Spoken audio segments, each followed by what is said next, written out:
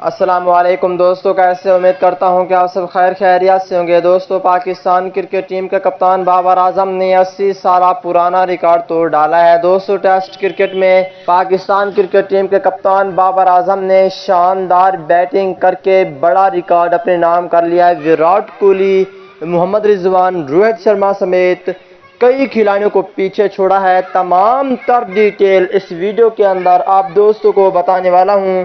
دوستو، Pakistan cricket team کے سچے اور پکے فینز ہیں تو اس ویڈیو کو لائک کریں، چینل کو سبسکرائب کریں، بیل آئیکن دبا کر آل پر لازمی کلک کر دینا ہے۔ تو دوستو، بڑھتا ہوں ویڈیو کی جانب اور آپ دوستوں کو بتاتا ہوں اس حوالے سے مکمل تفصیل۔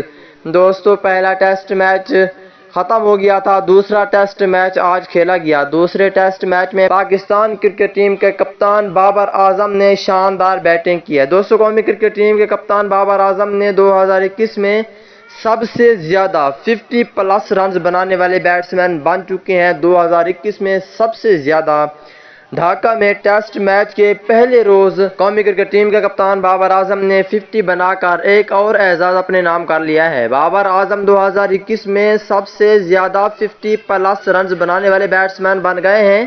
پاکستان کرکٹ ٹیم کے کپتان 2021 میں انٹرنیشنل کرکٹ میں 3 سنچریز اور 13 50s بنائی۔ محمد رضوان نے 2 سنچریز اور 12 50 بنائی۔ دوسرے نمبر پر محمد رضوان نے اور تیسرے نمبر پہ بھارت کے روہت شرما ہیں، 2 سنچریوں اور 9 نصف سنچریوں سمیت 11 50 پلس سکور کے ساتھ تیسرے نمبر پر موجود ہیں۔ افریقہ کا کھلاڑی ہے، وہ بھی پیچھے ہے، بہت سے کھلاڑیوں کو پیچھے چھوڑا ہے۔